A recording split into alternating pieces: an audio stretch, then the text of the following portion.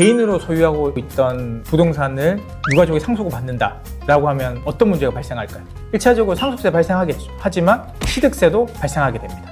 그런데 법인으로 소유하고 있던 부동산이 주식의 형태로 상속이 되면 당연히 상속세는 나올 수 있겠죠. 하지만 취득세는 더 발생하지는 않습니다.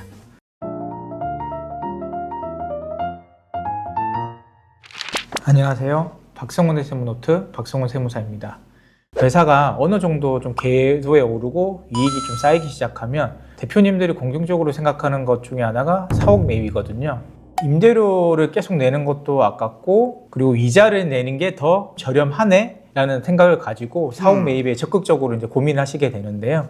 세무사 관점에서 어떤 점을 고려해서 사옥을 매입해야 되는지 그 기준점을 말씀드릴 수 있도록 하겠습니다. 이 사옥을 매입하는 시점에 왔을 때 가장 먼저 대표님이 질문을 하는 것 중에 하나가 나 개인적인 재산도 있어서 그냥 개인으로 사도 되느냐 아니면 법인으로 사는 게 유리하냐 이렇게 물어보시는 경우가 있는데요. 명의가 개인이냐 법인이냐에 따라서 세금 구조가 달라지기 때문에 단계별로 말씀을 드려보겠습니다. 취득 단계를 먼저 보면 취득을 하게 되면 가장 먼저 이제 발생하는 게 뭘까요? 취득세죠. 그러면 우리가 이제 법인으로 취득하든 개인으로 취득하든 이 취득세는 동일하다고 보시면 되고요. 근데 이 취득세는 업무용 부동산의 소재지나 회사의 어떤 설립 연수에 따라서 감면 여부가 결정될 수 있기 때문에 이 점 고려를 해서 취득 시점을 잡는 게 중요합니다. 그러면 취득 이후에 어떤 세금 문제들이 발생을 할까요?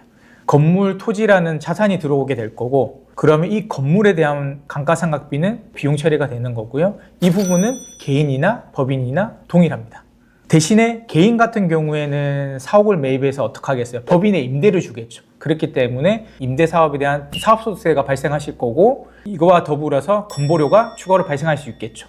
그리고 이 업무용 부동산은 사업을 영위하는 기간 동안은 법인이든 개인이든 가지고 있겠죠. 근데 추후에 처분을 한다거나 상속의 사유가 발생해서 건물이 누군가에게 이전이 될 수도 있겠죠. 그러면 개인 소유로 가지고 있는 상황에서 처분을 하게 되면 6%에서 45%의 양도소득세가 발생하고요. 만약에 법인 소유의 어떤 사옥을 처분한다라고 하면 10에서 20%의 법인세율을 적용받게 되는 거고요.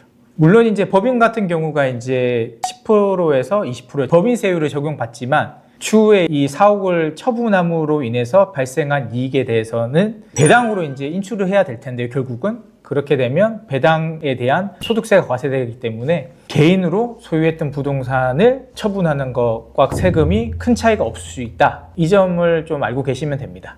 대신에 이제 법인 같은 경우는 인출하는 시점을 조절할 수는 있겠죠. 개인 같은 경우는 처분 즉시 양도소득세로 일시에 세금을 내는 거고요. 그리고 또 하나가 상속이 개시됐을 때 개인으로 소유하고 있던 부동산을 유가족이 상속을 받는다라고 하면 어떤 문제가 발생할까요? 1차적으로 상속세 발생하겠죠. 하지만 취득세도 발생하게 됩니다. 그런데 법인으로 소유하고 있던 부동산이 주식의 형태로 상속이 되면 상속받는 주식에 대해서 당연히 상속세는 나올 수 있겠죠. 하지만 취득세는 더 발생하지는 않습니다. 이 점이 가장 큰 차이라고 보시면 됩니다. 그래서 취득, 보유, 처분 이 세 가지 단계를 생각을 해봤을 때 상속까지 염두에 둔다라고 하면 개인으로 소유하는 것보다는 법인으로 소유하는 게 더 유리하다고 볼 수 있겠습니다. 그러면 법인으로 만약에 사옥을 매입한다고 했을 때 최적의 타이밍이 언제가 될까요? 일단 첫 번째로는 법인의 어떤 운용 실적이 충분히 쌓였을 때. 우리가 사옥을 매입을 할 때 100% 현금으로 사시나요? 그건 아니잖아요. 보통 담보대출을 실행하고 사겠죠. 그러면 이제 금융기관에서 대출 심사를 하게 될 거고 이때 들어가는 재료가 보통 3개년치 재무제표가 들어갈 건데요. 그럼 이 3개년치 재무제표가 무량해야 이자나 한도에서 혜택을 좀 볼 수가 있겠죠. 두 번째로는 법인의 가세표준, 즉 이익이 높을 때입니다.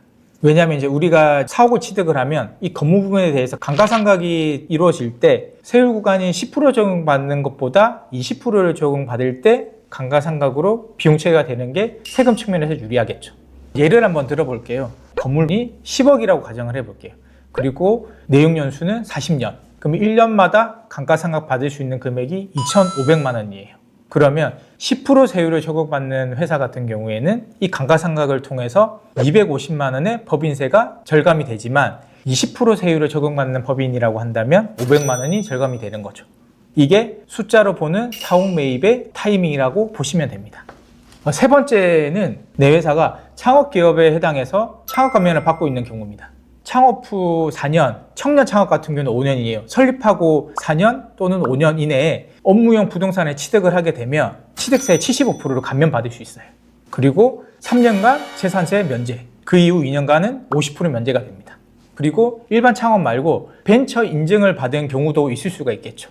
그러면 창업하고 3년 이내에 벤처 인증을 받은 기업이 벤처 확인받은 날로부터 4년 또는 5년 이내에 법인의 업무에 사용하는 부동산에 취득을 하게 되면 좀 전에 얘기 드린 이 혜택을 볼 수가 있는 거죠. 그래서 청년 창업이든 창업기업에 대한 어떤 감면 혜택을 받고 있다고 한다면 이 매입 시점을 좀 무리해서라도 앞당겨야 될 필요가 있을 수 있는 거죠. 그러면 이 타이밍을 잘 잡아서 사옥을 매입을 했어요. 그 끝이 아니라 새로운 사후관리의 시작이라고 보셔야 됩니다. 그럼 매입 후에 꼭 챙겨야 되는 포인트에 대해서 말씀드리겠습니다. 첫 번째로는 당연히 업무용으로 사용을 해야 되겠죠. 그래야 감가상각비도 비용 처리가 되는 거고요. 근데 만약에 이걸 업무용으로 사용하지 않았다라고 했을 때 어떻게 될까요? 당연히 비용이 인정이 되지 않을 수 있겠죠. 그리고 우리가 사옥을 기존에 있는 건물 그 자체로 매입을 하는 경우는 인테리어나 리모델링 같은 비용들이 들어가게 될 텐데요. 그럼 우리가 리모델링이나 인테리어 비용 등을 지출을 하게 될 때 고려해야 될 것들이 이 지출이 자본적 지출이냐 자본 지출이 아니냐, 이거에 대한 구분이 좀 필요할 수 있습니다. 그 자본 지출 같은 경우는 그 건물의 가치를 높이기 위한 지출이라고 보시면 되고요. 이 자본 지출에 해당되면 건물의 매입 원가에 포함을 해서 감가상각으로 비용 처리를 해야 됩니다. 그리고 자본 지출이 아닌 경우는 건물의 원상복귀를 위한 어떤 수선비의 개념이라고 보시면 되는데요. 이 경우는 당연히 즉시 비용 처리가 되겠죠. 이런 부분들을 혼용 처리를 하게 되면 문제가 될 수가 있습니다. 예를 들어 사옥을 매입하고 엘리베이터 설치 비용으로 1억 4천이 들어가고 건물이 노후화된 부분이 있어서 이거를 유지하기 위한 수선비가 1,000만 원 지출했다라고 가정을 해볼게요. 그러면 1억 5천만 원이 지출이 됐잖아요. 1억 5천만 원을 자본적 지출이 아닌 수익적 지출, 즉 수선비 등의 명목으로 이제 일시 경비 처리를 했다라고 하면 당장의 세금 효과는 크겠죠. 하지만 세무조사 시 건물의 가치를 높이기 위한 자본적 지출에 해당하는 지출권은 감가상각으로 다시 계산을 해야 된다는 거예요. 그래서 공사 전에 이 자본적 지출과 수익적 지출을 구분을 해서 따로따로 세금 계산서를 받는 게 중요합니다. 그리고 우리가 이제 사옥을 매입을 하게 되면 마지막 단계가 있죠. 법인 청산할 때입니다. 우리가 청산을 하게 되면 법인의 자녀 재산을 정리를 해서 이 자녀 재산을 주주들이 분배를 받고 분배받은 재산에 대해서 배당 소득세로 과세가 되는 거죠. 그러면 이제 법인이 어쨌든 청산을 하게 되면 법인세가 발생을 하겠죠. 그러면 이제 남은 재산들을 현금화 시켜서 가져갈 때 배당 소득세로 과세가 된다는 거죠. 그래서 이 사옥을 매입을 하고 보유하고 처분, 청산, 상속 이런 단계들이 있는데 이 단계에 맞춰서 좀 설계를 장기적으로 하는 게 좋다라는 겁니다. 그리고 취득세를 감면을 받고 부동산 취득하는 경우 사후관리가 중요하다고 했는데 취득하고 3년 이내에 그 부동산을 사업용에 사용하지 않거나 처분하거나 임대하거나 다른 목적으로 쓰게 되면 감면받은 취득세나 재산세가 추징이 될 수 있습니다. 그래서 취득세 등 감면을 받고 부동산을 취득한 경우라고 하면 이 사후관리가 특히 중요하니까요. 꼭 유념해 두시기 바랍니다. 사옥 매입은 단순히 임대료 나가는 게 아깝다는 마음으로 구입을 하면 안 되고요. 매입에 대한 판단은 세금 구조 위에 올려놓고 생각을 꼭 하셔야 됩니다. 오늘 영상 보시고 지금이 사옥을 매입하기 위한 최적의 시점인지 검토해 보시기 바랍니다. 저는 다음 영상에서 더 유익하고 유용한 정보로 찾아뵙도록 하겠습니다. 구독, 좋아요, 알림 설정 부탁드립니다. 감사합니다.